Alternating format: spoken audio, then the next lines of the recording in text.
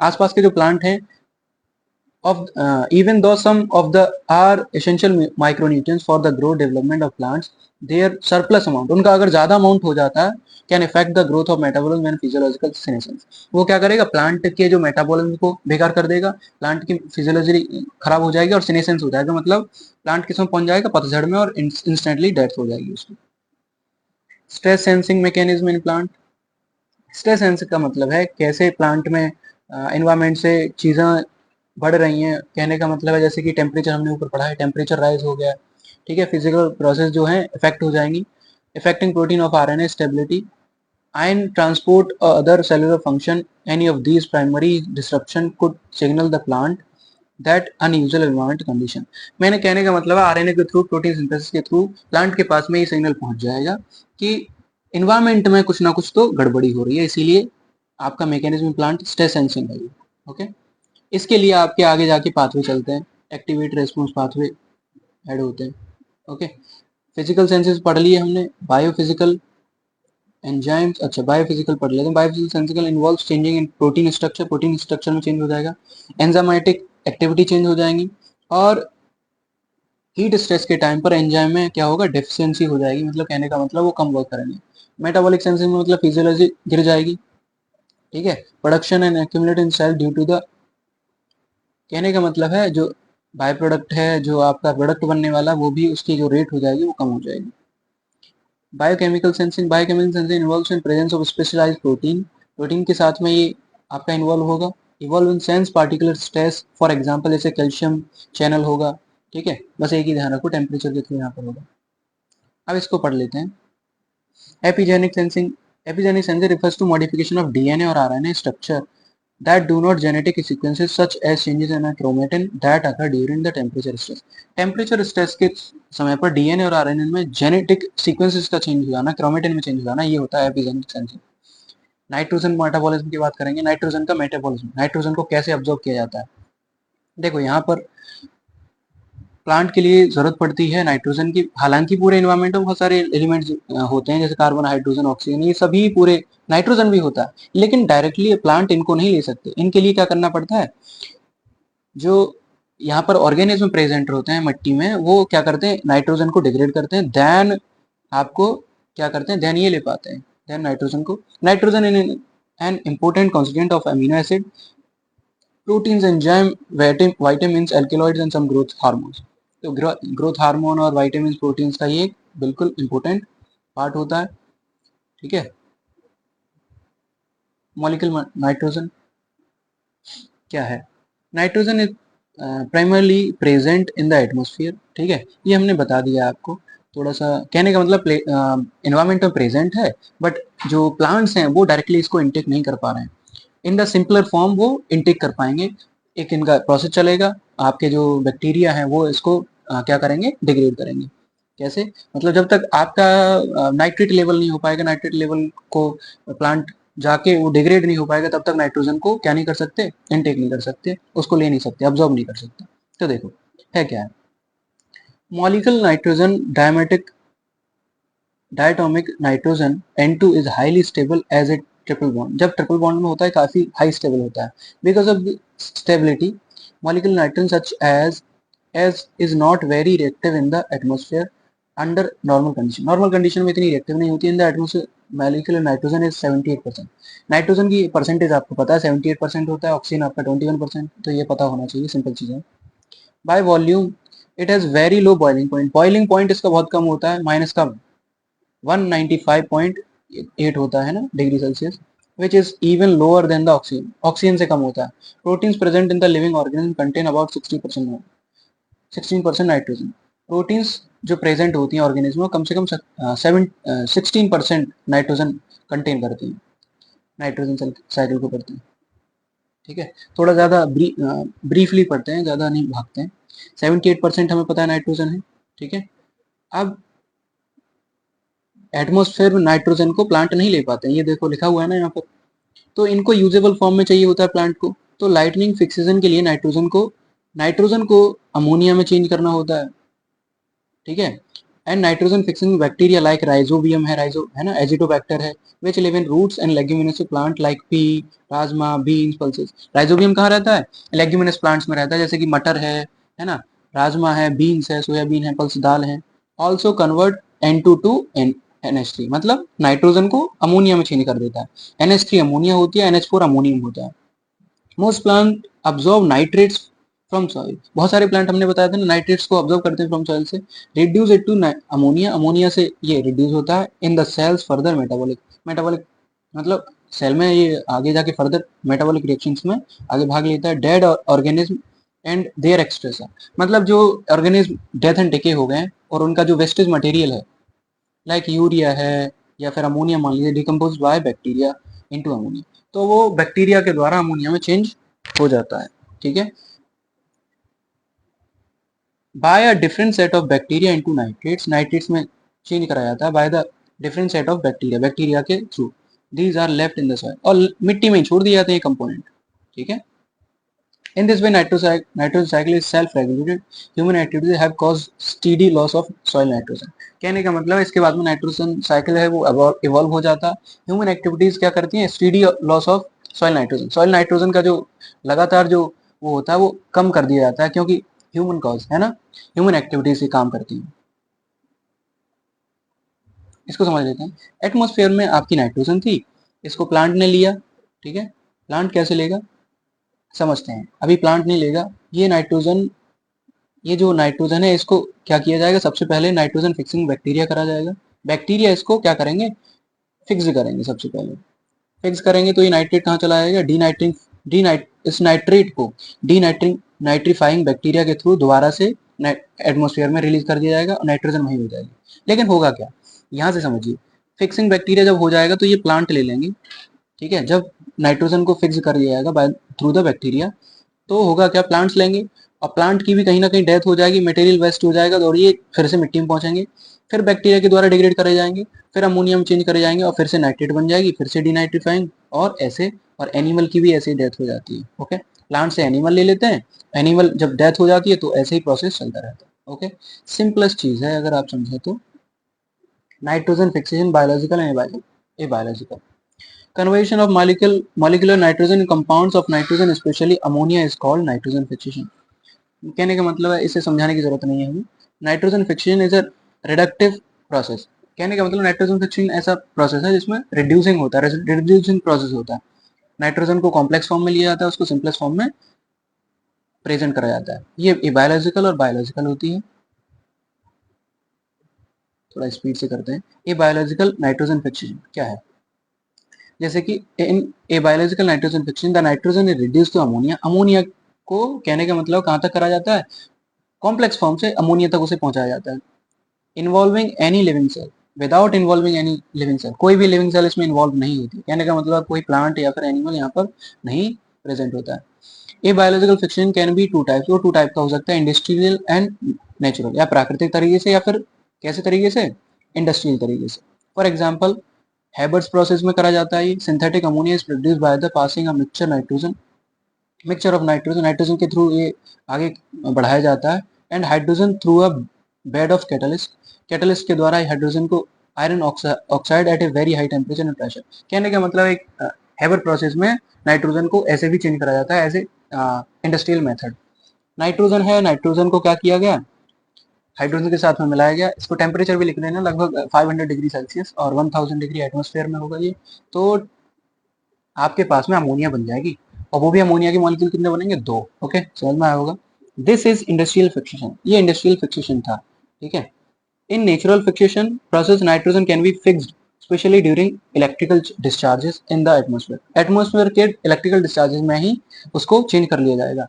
It may occurring during lightning storms when nitrogen in the atmosphere can oxygen to form oxides of nitrogen। तुमने देखा होगा बिजली तड़कती है ना आकाश में, तो उस टाइम पर नाइट्रोजन बहुत ज्यादा नीचे आ जाती है, उस समय पर भी एटमोस्फेयर से वो चेंज हो जाती है।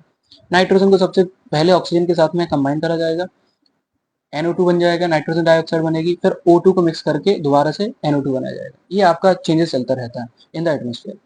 These oxides nitrogen may be hydrated and trickle down to the earth as combined the nitrite and nitrate form। कहने का मतलब नाइट्रेट और नाइट्राइट फॉर्म में ये अर्थ पर आके गिर जाते हैं, ठीक है। NO3 और NO2 के फॉर्म में ये नीचे गिर जाते हैं, ठीक है। नाइट्राइट NO2 है, नाइट्रेट क्या है, NO3।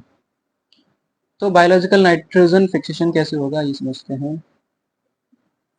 Chemically this process is same as biological, biological की सेम ही होता है। Biological nitrogen fixation fixation is reduction of molecular nitrogen to ammonia by a living cell in the presence of enzymes called nitrogenase। कहने का मतलब है वहां पर हम विदाउट एनी लिविंग सेल की बात कर रहे थे, तब हम अमोनिया में चेंज करते हैं। यहाँ पर एक लिविंग सेल क्या करेगी, in the presence of enzyme called nitrogenase की प्रेजेंस में ये अमोनिया चेंज होगा। समझ में आया होगा, ये समझ लीजिए। ये चार्ट हमने बनाया, nitrogenous fixation by free living organism and symbiotic nitrogen fixation, इसको पढ़ेंगे। Some free living microbes which fix nitrogen, nitrogen को फिक्स करते हैं, ओके। पढ़ते हैं इसको, ये पता होना चाहिए आपको, आ जाएगा। जैसे क्लोस्ट्रीडियम है, क्लोस्ट्रीडियम टिटेनी होता है, हालांकि हम उसको नहीं ले रहे, वो टिटेनस के लिए होता है। क्लोस्ट्रीडियम है तो ये एक एनारोबिक बैक्टीरिया है, नॉन फोटोसिंथेटिक है। ये क्या करता है, ये आपको नाइट्रोजन फिक्स करता है, ठीक है।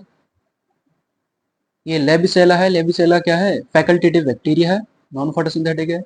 एजिटोबैक्टर है, एजिटोबैक्टर तो आपको पता ही होगा, एरोबिक बैक्टीरिया है और नॉन फोटोसिंथेटिक, ठीक है, ये पता होगा। Rhodospirillum purple non sulphur photosynthetic bacteria. Anabaena cyanobacteria है, एनाबीना नॉनस्टॉक आपने पता होगा, सिम्बायोसिस करते हैं। साइनोबैक्टीरिया फोटोसिंथेटिक, थोड़ा स्पीड से कर लेते हैं। सिम्बायोसिस आपको पता है, जब कोई दो ऑर्गेनिज्म क्या करते हैं, आपस में ही एक ऐसा रिलेशन साझा करते हैं जिससे कि वो दूसरे एक दूसरे को फायदा पहुंचा सके। तो वैसे ही सम फ्री लिविंग माइक्रोब्स हैं जो क्या करते हैं, सिम्बायोसिस भी करते हैं। सिस्टम दे रखा है, सिम्बाइंट दे रखे हैं। चलो इसको समझा देते हैं, पता नहीं हो तो। Nitrogen fixing microbes establish a special relationship is called. कहने का मतलब नाइट्रोजन फिक्सिंग माइक्रोब्स एस्टैब्लिश करते हैं एक रिलेशनशिप को, जिसको बुलाया था सिम्बायोसिस, सहजीवन। And this result in symbiotic nitrogen fixation, और रिजल्ट एज ए रिजल्ट क्या मिलता है, नाइट्रोजन फिक्सेशन भी होता रहता है। लाइकेंस में मिलता है। लाइकेंस किसका वो होता है, आपको पता है, फंगस और क्या, एल्गी। तो साइनोबैक्टीरिया होते हैं विद फंगस। ड्रायोफाइट है साइनोबैक्टीरिया और एंथोसेरोस्ट होता है। टेरिडोफाइट में साइनोबैक्टीरिया एंड एजोला। एंजियोस्पर्म में लेग्यूम्स एंड राइजोबियम। एंजियोस्पर्म में नॉन लेग्यूमिनस प्लांट होते हैं, एक्टिनोमाइसिटीज। एंजियोस्पर्म में ब्राजीलियन ग्रास होगी, डेसिटेरिया बोला जाता है। कौन है, एजोस्पाइरलम, ठीक है। इसको याद रखना, इसको देख लेना, ये इंपॉर्टेंट टर्म है आपका ही नाइट्रोजन का है।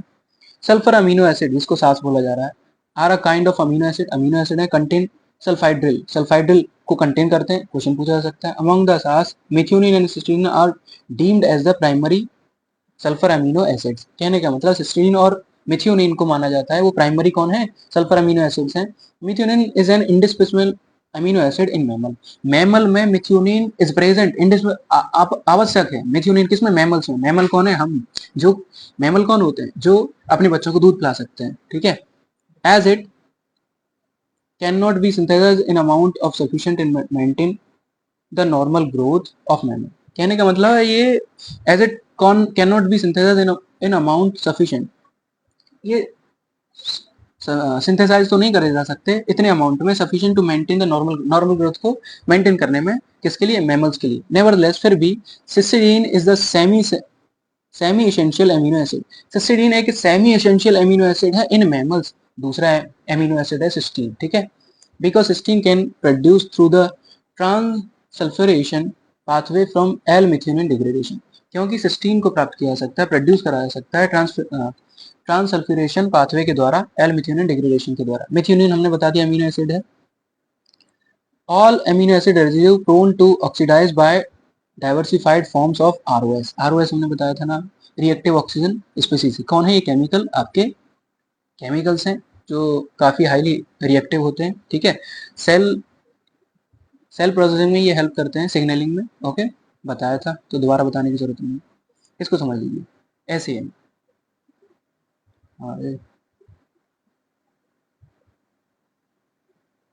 SM is the direct product of methionine. SM क्या है, एक डायरेक्ट प्रोडक्ट है किसका, मिथ्योनिन का। मिथ्योनिन क्या है यहाँ पर, मिथ्योनिन एक एमिनो एसिड है। दोनों ही सिस्टीन और मिथ्योनिन दोनों ही क्या है आपके, by methionine catalyses by methionine adenosyl transferases.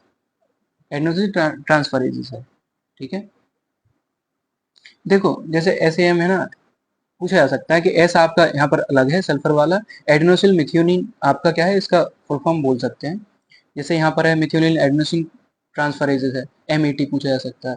It is well known methyl donor for majority of methyl transferase that modified DNA RNA and other protein, जो क्या करता है, DNA RNA and other proteins को बनाता है, ठीक है। SM exert antioxidant capacity by this pathway, इस पाथवे के द्वारा वो एक्सर्ट क्या करता है, वो एंटीऑक्सीडेंट की तरह।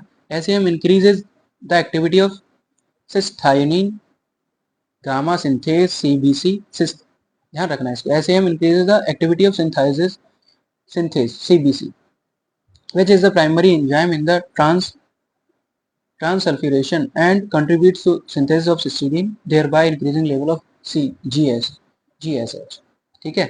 ये guanosine वाला है GSH। तो आगे पढ़ते हैं, जो क्या बढ़ा देता है, thereby increasing the level, same क्या बढ़ा देता है, GSH लेवल बढ़ा देता है प्लांट में, ओके। आप इसको बोल सकते हैं ग्लूटाथियोन, ओके। GSH ग्लूटाथियन पूरा नाम हो सकता है इसका, ठीक है। हालांकि पूरा ही सिस्टीन को पढ़ लेते हैं।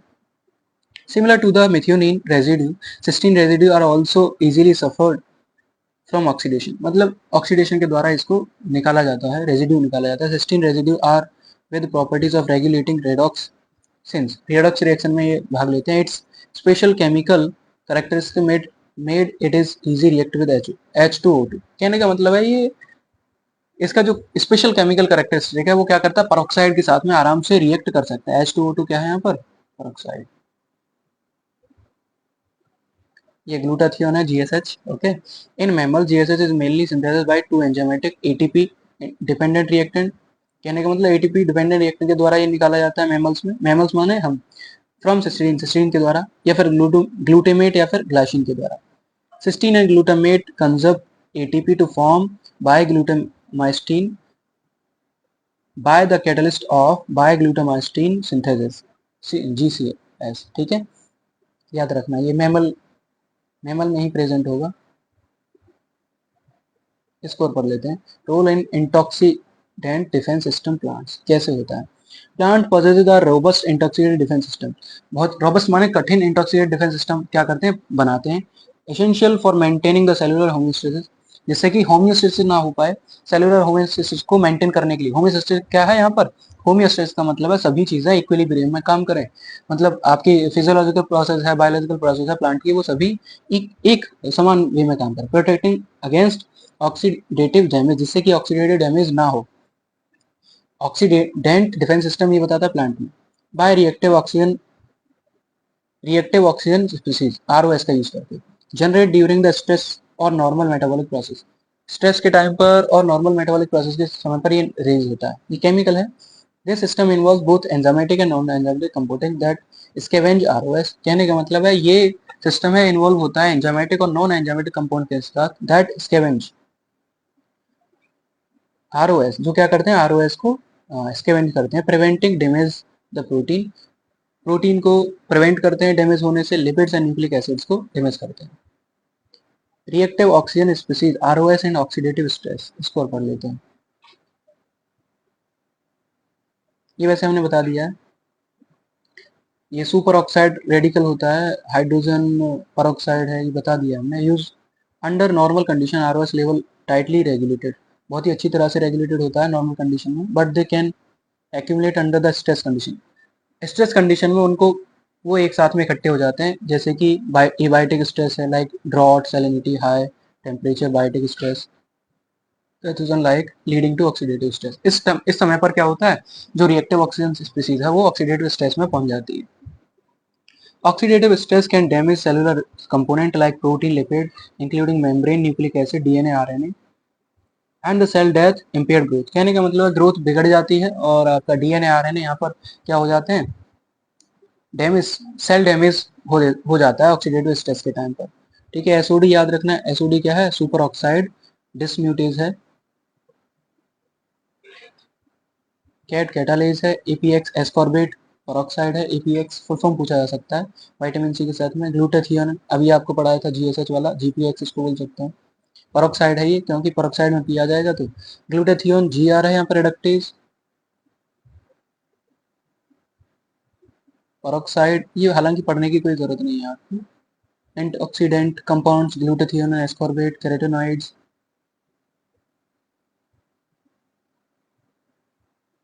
सेलुलर होमियोस्टेसिस हमने बात कर ली है अभी। ठीक है, ये बस इतना ही आपके लिए इम्पोर्टेंट था, और कोई इम्पोर्टेंट नहीं था। ठीक है, so antioxidant defence system is crucial aspect of plant survival. मतलब प्लांट सर्वाइवल के लिए जो एंटीऑक्सीडेंट डिफेंस सिस्टम है ये बहुत ही ज़्यादा ज़रूरी होता है। ओके, अगर आपको कोई भी चीज़ यहाँ पर मिस हो गई है, you need to watch this video again. Okay.